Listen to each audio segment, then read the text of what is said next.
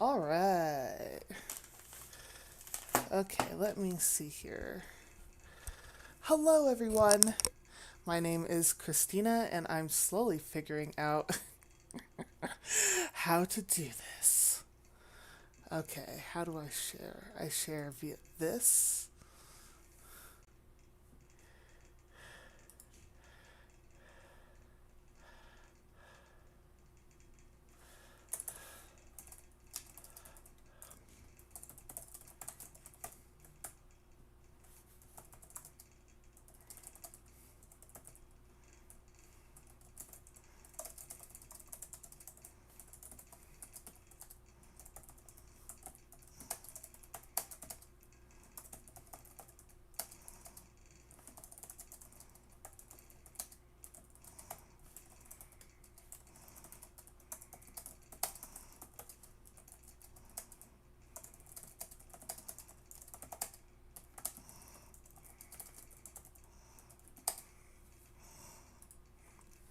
Okay.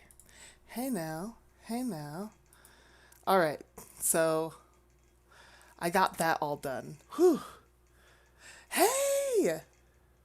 Hello. Hello. For some reason, it's saying that I have to sign in to this. Okay. Hello. How are you? I don't know why I did the chat box instead of just saying hello, but hello. So I have my Goodreads account up. I'm now going to be just talking about the books I have and adding them onto Goodreads. So I don't know, Brett, how does it look? Does it look okay?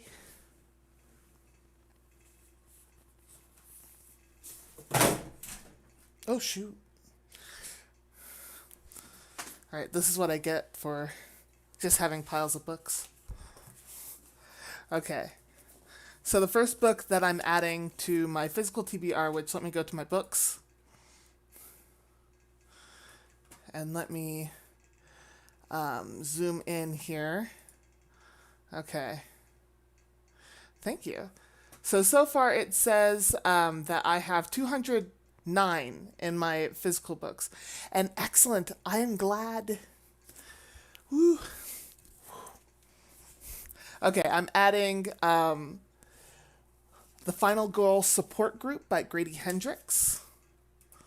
So let's put that in.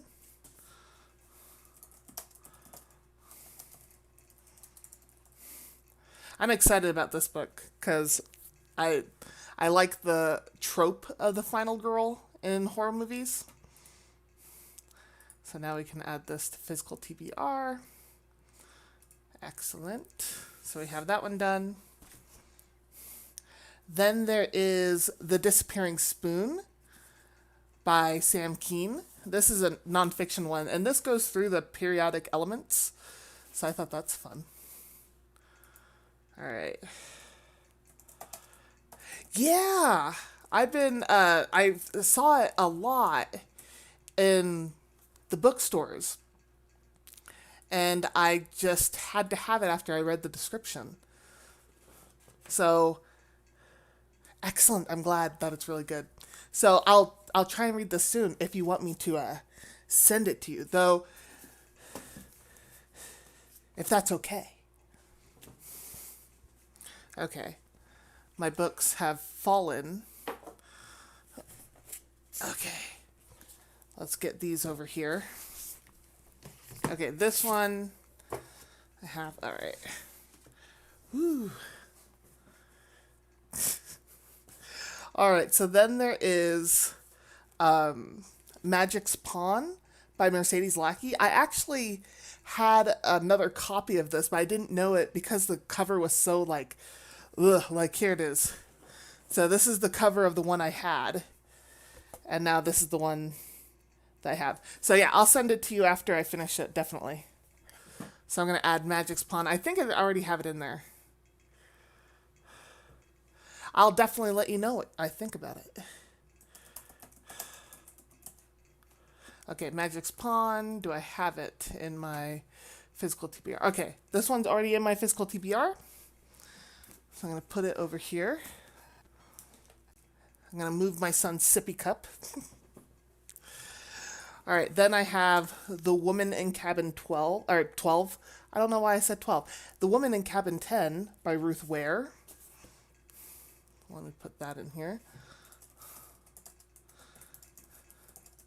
I feel like with Ruth Ware and this book in particular, I heard a lot about it on BookTube, and then it kind of just dropped off. Like, I haven't really heard really about Ruth Ware's books at all since then. Okay. All right, next we have There by Tommy Orange. I posted this one on Book Talk, and I heard that it's really good.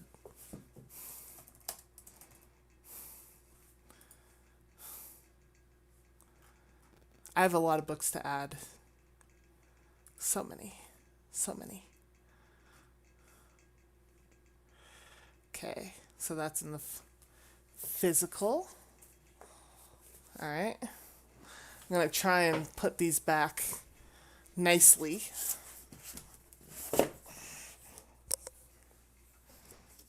Okay. This I dropped. Gotcha. All right. Okay, I admit this might be a little bit harrowing, so I think I'll go with these books next.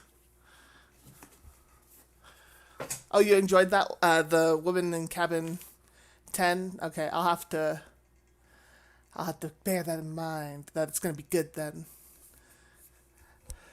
Yeah, I did hear that, like... Oh, you read it with your mother-in-law? That's awesome. It's a thriller, right? Is it horror or a thriller? I think it's a thriller. All right, the next one I have is The Count of Monte Cristo. I was in a big, like, classics kick right after college, but now I don't read any classics. But I heard this one is good. It is the abridged version. It is not the unabridged version. Okay, it's already put in my physical TBR. A lot of these I think are already going to be in my physical TBR. But on the off chance. Okay, the next one is Five Patients by Michael Crichton.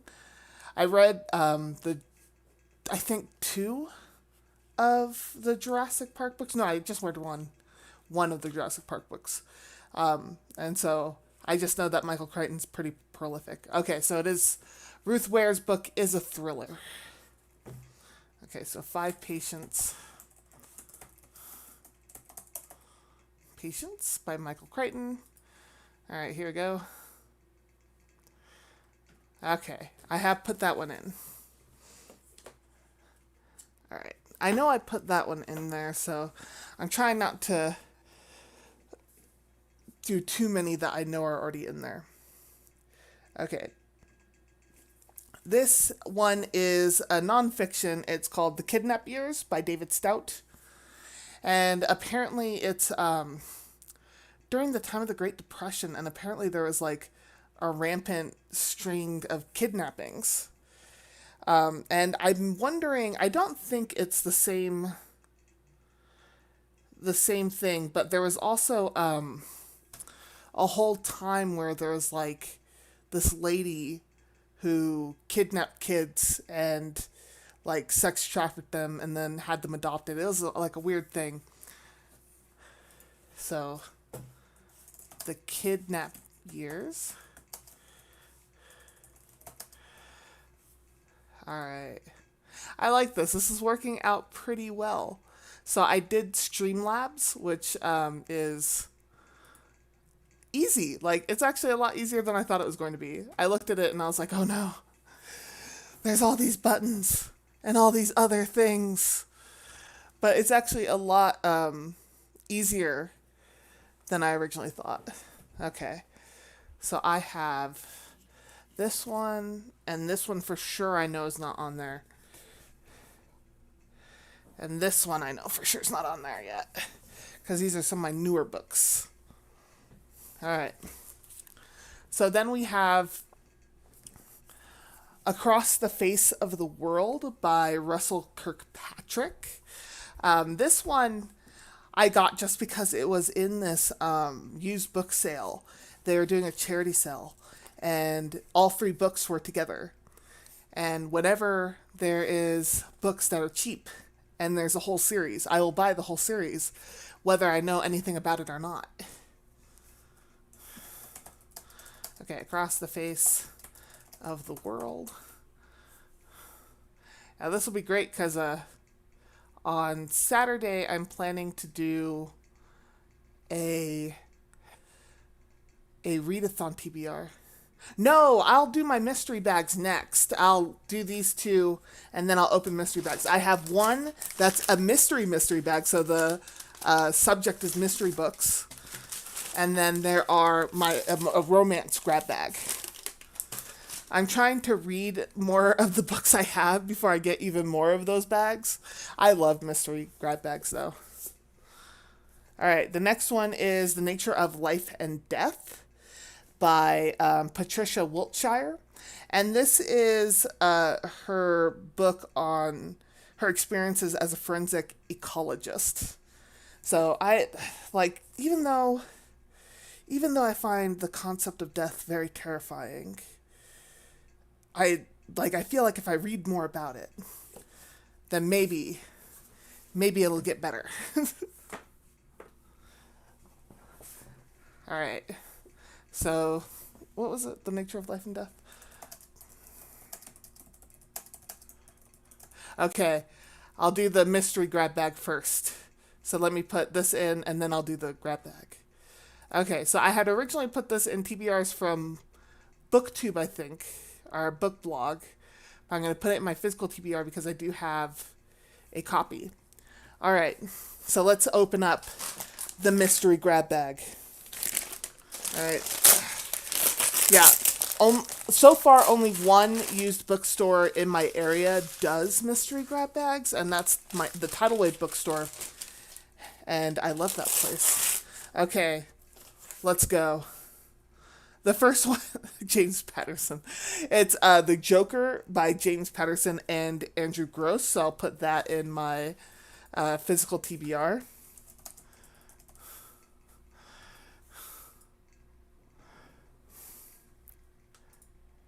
All right, whoops. Okay, so physical TBR, and let's read out the back. So you are about to begin the most thrilling James Patterson novel yet. Hugh DeLuc returns from the Crusades to discover that his terrifying nightmare has just begun. Merciless killers has slain his young son, kidnapped his wife Sophie, but his son doesn't get a name. Like, the wife gets a name, son does not. Okay, and destroyed his town in their search for a priceless relic from the crucifixion. I've never read a James Patterson book either. Okay, Hugh's quest to find Sophie is one of the most pulse-pounding adventures, mysteries, and unforgettable love stories in all of thriller fiction. All right. So this is a thriller. It's not necessarily a mystery, but it's a thriller. Okay. Yeah, I've never read a James Patterson novel either. I haven't read James Patterson. Who else is a prolific author? There's Tom Clancy is pretty prolific. There's what's his name?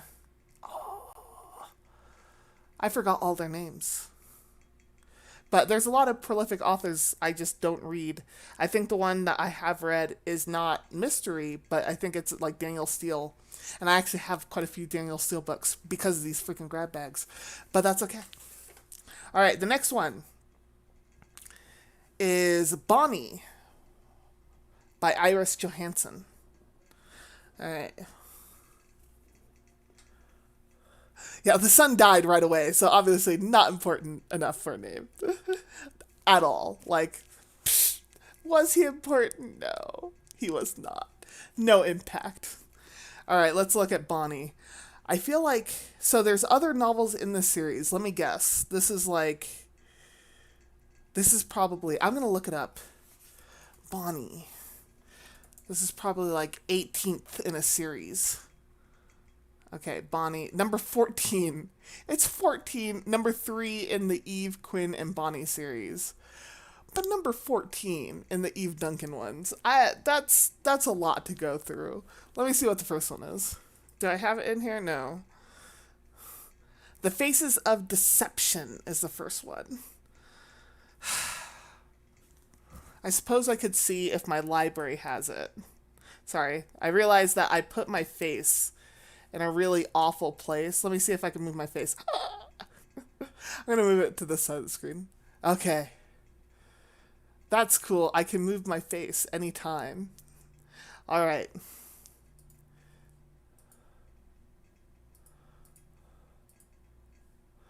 Okay. I just saw the message you sent me of the whale. Okay, so the first book in here is The Face of Deception. I may just try and get it from the library, and if I like it, then I might read the next ones and then just go from there, and we'll see. 14 books though. Oh my goodness, that's a lot. Okay, so anyway, Bonnie. So I don't know who Eve Duncan is, but she's part of this whole series, and she just gives birth to a daughter.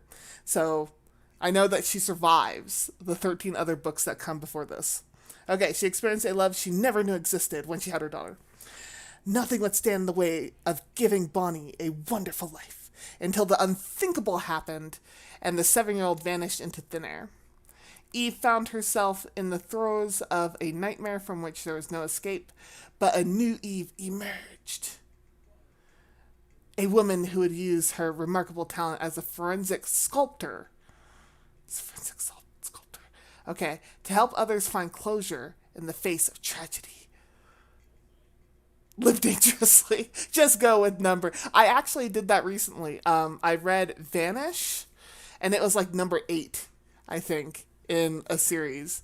And it was okay. I have a feeling it'll be like this, where if I read it, I'll be able to keep up with the things that happen. It's just you're not going to see as much character development because it's the 14th in the book. So yeah, live dangerous. Okay, but the deeper she digs, the more she realizes that Bonnie's father is a key player in solving this monstrous puzzle, and that Bonnie's disappearance was not random as everyone would believe. Yeah, her kid has a name. Bonnie. Okay. Yeah, she's not just nameless. Okay, the next one we have is The Lies That Bind by Judith Van Gayson. So this looks like a mystery a plus a Western, and it says Murder in the Land of Enchantment. So New Mexico, where I'm living, is the land of enchantment. So hey, a New Mexico book. Okay.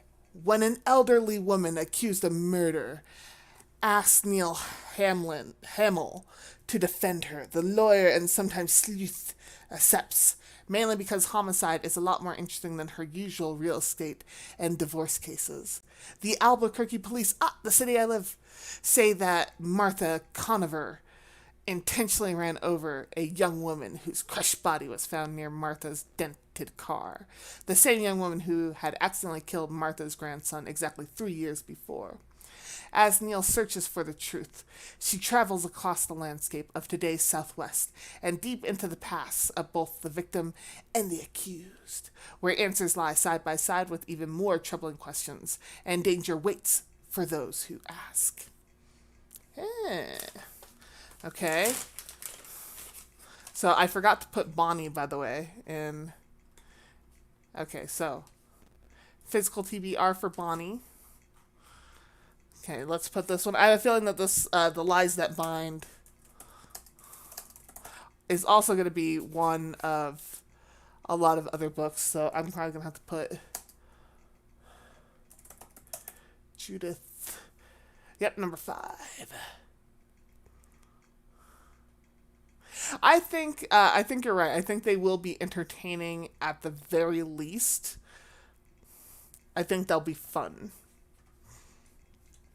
So excellent, excellent. So lies that bind, this is number 5. So let's see what the first one is. North of the Border.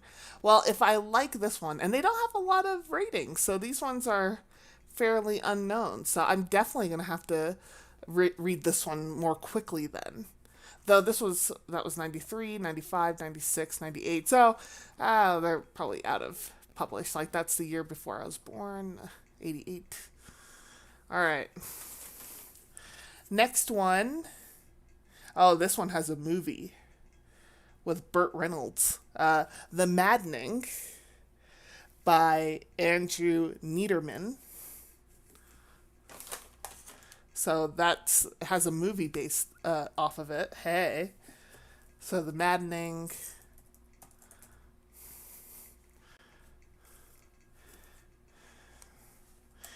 Andrew.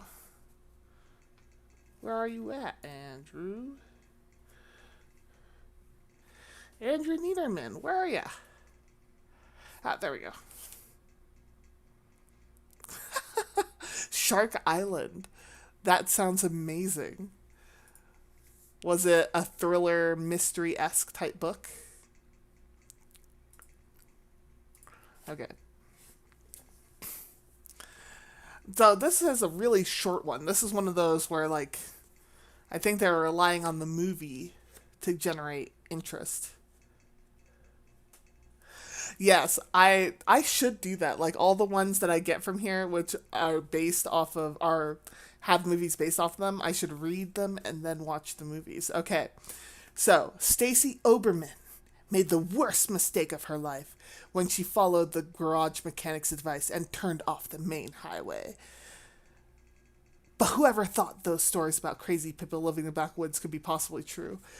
So I have a feeling that Burt Reynolds is our dude who's in the back of the woods. And in fact, I'm going to make an assertion that it's probably the mechanic who is the madman who lives in the back of the woods because he gave her the directions.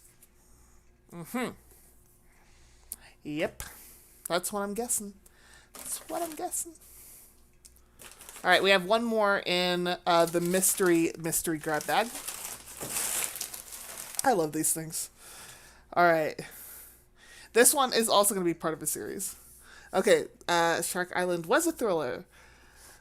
Excellent. Okay, I'm going to look it up. Shark Island. This one by Chris Jameson. Shark Island. Dun, dun, dun. I feel like this is like a precursor to Sharknado. So Naomi Cardiff is not one to give up without a fight. And now after learning about a series of shark attacks in Cape Cod, she's joined a team of scientists to put a stop to the terror. The plan to lure the sharks to a remote island far from the populated coastline. Meanwhile, a fierce nor'easter is underway. I don't know what a nor'easter is. Okay. Let's see. 229 ratings. It's a 3.7, which is good. It sounds entertaining. It was published in 2017. Very cool. Okay, I'm going to put this on want to read. Well, I'll put it in under here. I know that you don't really have a BookTube channel at the current moment, but we're putting it under there. I'll get to it. I'll get it next time I see it. All right.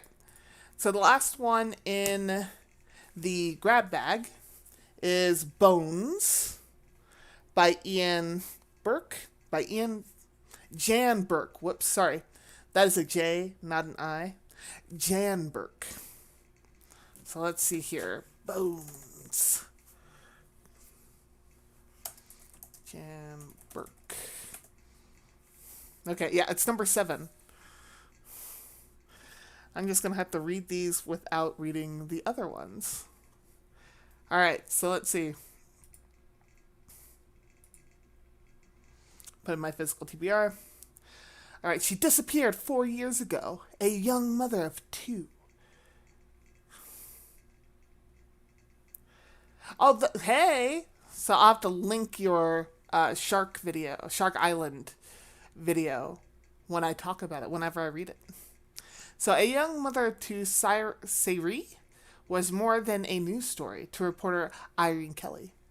When Sari's family sought Irene's help, the search became a personal mission and a fruitless one. Despite Irene's best effort, only one person knew where to find Sari, her killer. Now, years later, one of the most notorious criminals on death row is willing to talk. Condemned for unimaginable acts of torture and murder, Nick Parrish is plea bargaining for a life sentence by leading Irene and a select group of officials to the secluded mountain grave of his victim. Soon, in the dark isolation of the Sierra Nevadas, they will discover what really happened. But Parrish's most terrifying secret is yet to come, and he's saving it just for Irene. Bones. So number 7 in the Irene Kelly. So those are the mystery ones. So I added them to my physical TBR. I feel like these are great because they're kind of quick reads. And with some of the fantasies that I have, those are huge. All right, so before I do my romance, I'm going to add Kindred by Octavia E. Butler.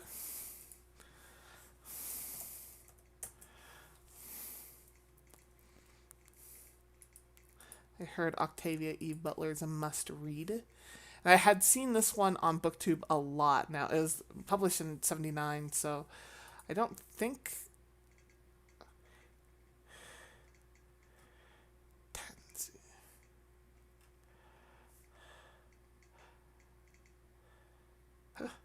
Yeah, it's a pretty good haul. Okay, so I don't think she has any current, like, is she... she unfortunately passed away in 2006. But she has a lot of stories. Octavia E. Butler. All right. So I put Kindred. That one's on the list to read. Like, there's a lot of books that I want to read and make sure I read this year, and that's one of them. But we'll see if I get to it. Okay, I'm going to do my romance grab bag. This one's always a shot in the dark. Okay, let's do this. Okay. Oh! Sometimes I wonder if it's going to have a bunch of Danielle Steele, because that's what one of my grab bags was like all Danielle Steele. But it is not. Okay. So we have the first one, Power of a Woman by Barbara Taylor Bradford. Now, I'm going to see what years that these were published. 98. So let's see what it's about. Because with romance books, I feel like there's certain tropes and certain things that happen in the 80s and 90s that are just like, whew, that are kind of, I don't want to say problematic, but problematic. All right. Power of a Woman. Stephanie Jardine is at the apex of her career in life, running the American branch of Jardine's, the prestigious Crown Jewelers of London. A young widow, she has 3 grown sons and one very precious teenage daughter, Chloe. Then one day, an unexpected act of violence committed by a stranger on the other side of the world plunges Stevie into turmoil and despair. Okay, so Stephanie is known as Stevie. I feel like this is not really I don't really feel like this is a romance. Okay, this sounds like a thriller a little bit. To save her injured daughter's life and ensure her future, Stevie must go back to her own past and confront a relationship that has only brought her heartbreak. Okay, so that's where the romance comes in. As she battles for her daughter, Stevie comes to understand how fragile life is and how it can be forever changed by others when least expected. A moving novel about family secrets, betrayal, and redemption. The story of an innocent victim of a stranger's vengeance. That doesn't sound like a romance. It sounds like a thriller. Does that not sound like a thriller? It sounds like a thriller to me. But it's the crux is a relationship, so if it's in the romance grab bag, I will trust it. Power of a Woman. The power of a woman is time travel. Of course. Oh, I need to add that into my physical TBR. I almost forgot. Power of a woman. Yeah, it does sound really depressing. Like that doesn't. Power of a woman. Okay, here we go. Yeah, it says 97. Mine was 90. I think 8 or something. But well, oh boy. Oh. Oh my gosh, the first rating, the first 3 ratings, 2 star, 1 star.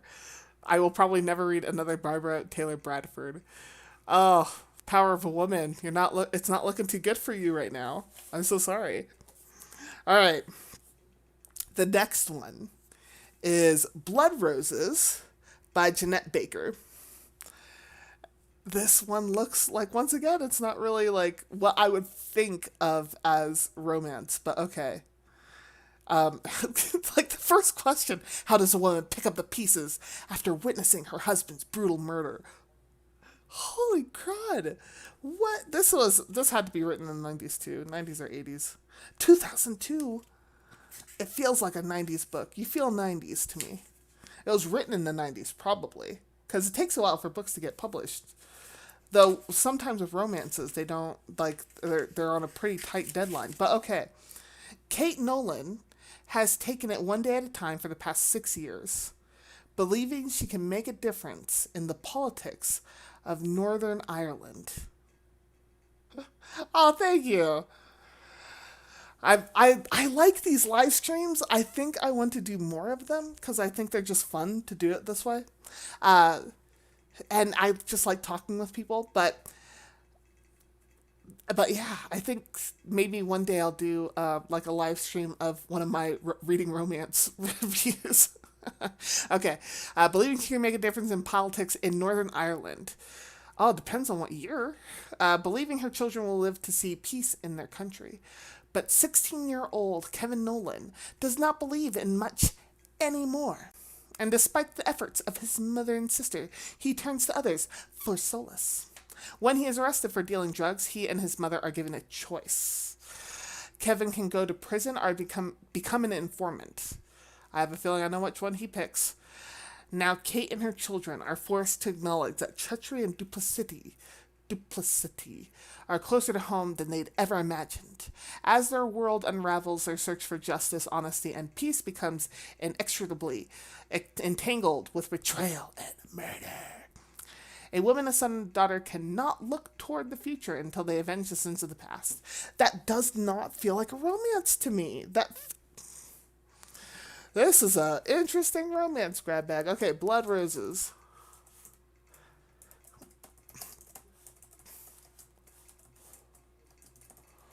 Okay, let me look at who the publisher is. The publisher is Mira. Is that like the Spanish Mira or Mira? Mira.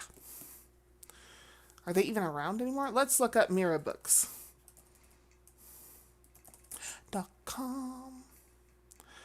Okay. It is still known. It is still going on. So it looks like they are like primarily romance, but maybe not like romance. So 50 original titles per year in hardcover trade and mass market. We are looking for highly commercial fiction across all genres. So it's an all genre thing. They're not just romance. But that doesn't feel like a romance. Okay, who was it? Jeanette Baker? I'm going to have to look for Jeanette. Okay, Physical TBR. All right.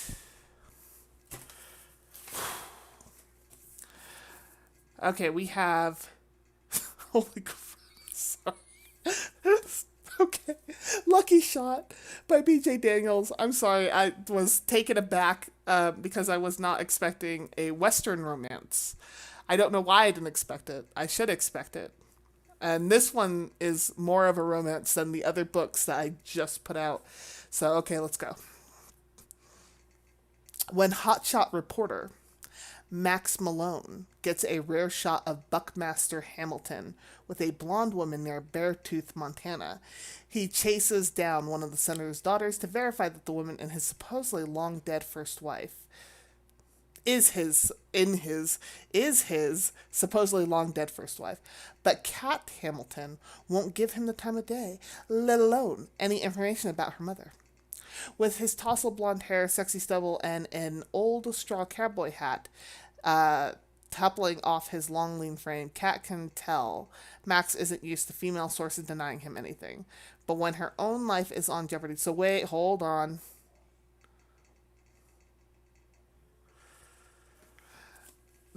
Let me see what year, because I just got really confused. It's 2015. Okay, so wait. So Max Malone, he chases down Senator's daughter to verify that the woman is his long dead first wife. But Kat Hamilton won't give any information about her mother. So he might... My brain just broke. So he might have been married to Kat's mom. But now Kat is like, he has sexy stubble. Oh, how old is Max? Okay, but when her life is put in jeopardy, it's Max who comes to the rescue. Seems someone is prepared to kill to keep the past in the past.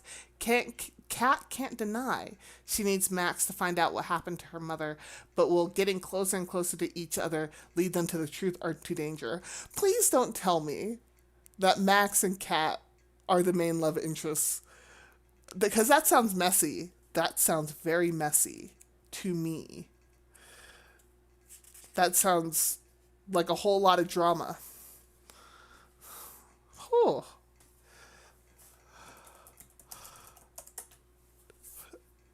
Okay. It's number 3. There's other books before it. Oh my god. Okay, so I'm going to put this in my physical TBR and I'm going to look at the other ones in there. Wild Horses and Lone Rider. That's what I'm saying. If he was with the main love interest mom, I hope there's not like a scare that she's his daughter. I have had enough of that plot line to last me ages. And I haven't even read a lot of books with that plotline, but I've heard of books with that plotline, and it just makes me tired. Yeah, I'm not sure about this one. I tend to just to read it to see, and to see what goes on. But okay, I'm going to look at Wild Horses to see what's going on here. Like, do I need to read the other two? Please don't tell me I need to read the other two to figure out what's happening. Okay, is there any Max? No Max. Livy and Cooper. A guy named Cooper. I feel like that's, like, no offense to B.J. Daniels. I'm sure B.J. Daniels is a lovely person who writes amazing books. Like, this could be the perfect book, and I'm judging it based off of the main guy's name being Cooper. Burnett. I'm sorry, BJ Daniels. You'll never see this video ever. But Cooper? Alright, there's 2 more. I think I'll probably end it after I read off these last 2. Hootenanny. Hootenanny. This is fun. I like this. Alright. Okay, this next one. Okay, it's called Girls' Night by Steph Ann Holm. Alright. All Jeline McDermott needs is a little breathing room, and the only place she can find it is in the bathtub. Her coffee bar, Java the Hutt, is on life support, and raising $2 alone is a full-time job. Okay, so that's why she needs quiet time in the bathtub. A quiet moment in the bathtub is a rare treat. Or so quiet moments in the bathtub are a rare treat.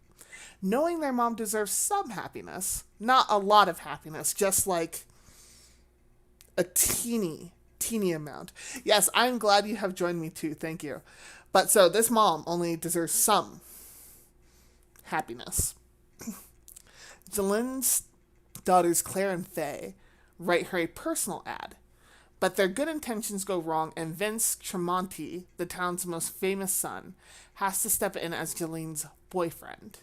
Vince is a crime writer who is back in Blue Heron Beach to rethink the grim reality of his career, and he can't afford to get involved with anyone, much less a young widow with a ready-made family. But thrown together, the two can't deny the mutual attraction, and they realize there is more between them than a summer fling. Suddenly, lattes are not the only thing steaming in Blue Heron Beach. That's amazing. Okay. That can't be part of a series, so let's look it up. Yeah, the most minimal amount of happiness. That's all she could have, okay? That's all she's allowed.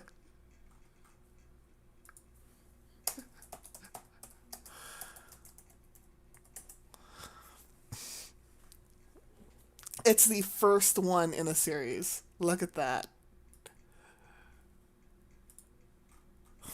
I may have to just read some of these whole series just because my curiosity is piqued. All right, last one. Looks like a doozy. No one said seduction was easy. So this is Tempted by Lori Foster. I gotta tell you, I do love romance novels, but I also like kind of a little bit making fun of them just because I know that oftentimes like the title and even the description in the romance novel doesn't really match like the plot sometimes. Like I've been reading this book called Tempt Me at Midnight, and I swear you would think from the title it was just like a sex galore fest, but it's not. Like it's more about trying to regain one's honor and superstitions than it was about the title. Oh, if you read them with me, that would be fantastic. We could start with Lucky Shot, the Western. Jeez. No, I think some of the mystery ones might be fun. I think some of the mystery ones are good to read from the beginning just because you get more character development. But sometimes the romance ones are just funny. Okay, so Lori Foster and Tempted. Little Miss Innocent. For Dr. Daniel Sawyer's sex therapist, Lace McGee. Of course she's a sex therapist. Lace McGee is a puzzle. While she keeps putting inappropriate ideas into her sister's head, Lace is even better at putting naughty thoughts into Daniel's head. But just how down and dirty is Lace really? Annie, get your guy. No one likes being treated like a kid sister, especially by someone as sexy as Guy Donovan. No guy should be called, like, named Guy. Well, that's not a bad thing, but... So when Annie Sawyer sets out to seduce a guy once and for all, she tracks down every book about sex she can find. One of them has to work, right? Like, I'm making fun of this guy's name, and I kind of feel bad about it because I actually knew a dude in high school named Guy, and he was good, he was awesome, but this guy, Guy Donovan, I don't know about him. All right, messing around with Max. Maddie Montgomery needs a couple of notches on her bedpost fast. Why? Rumor has it that Max Sawyers, okay, so we have Daniel Sawyers and Max Sawyers, probably brothers, is just the man to show her the goods. And then some. Now if she can just get past his dog. Okay, that last line, now if she can just get past his dog. Okay, I'm imagining that there is this guard dog of virtue. Like, hear me out. A romance novel where the main character has a dog who can tell when you're attracted to the owner and gets pissed and, like, tries to come between you guys all the time. Okay. By Lori Foster. Guthrie Brothers. No, that's not it, is it? No, that's Don't Tempt Me. Right? Who doesn't love a dog? Okay, is this one of those things where I wonder if, yeah, Tempted, Little Miss Innocent, Annie Gay. Oh, is this 3 books in one? That might be what it is. This is 3 books in one, I think. Yes, it is. The Sawyer siblings, 3 books. Okay, that makes a lot of sense on why there was 3. So, Little Miss Innocent. You're, oh, that's funny. My dog has never been jealous in that kind of way. As long as you feed him, he's pretty win overable. Okay, so there's 3 books in this thing. So there's 3 books. It's pretty evenly spaced. They're about under 200 pages each. In fact, let me look at this one. This one starts with 193, ends at 352. So yeah, under 200 pages each. All right.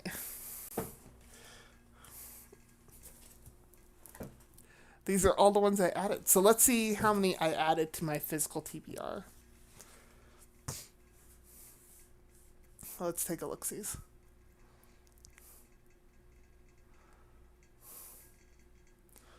My books.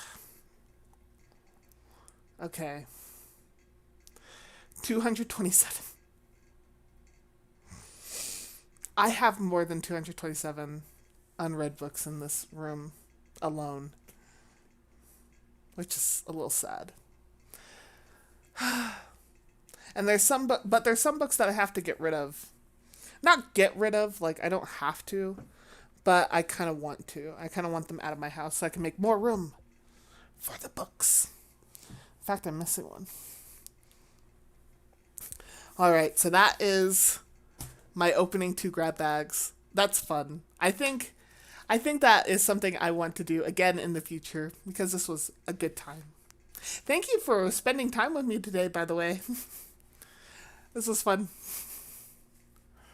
I like doing lives. Okie dokie. I am going to sign off.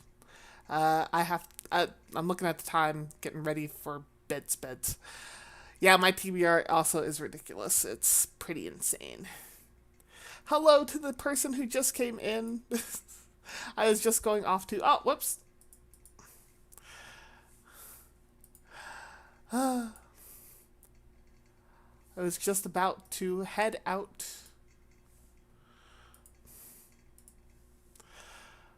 But all right. Thank you so much for joining me. I hope you have a good night. And I'll talk to you later.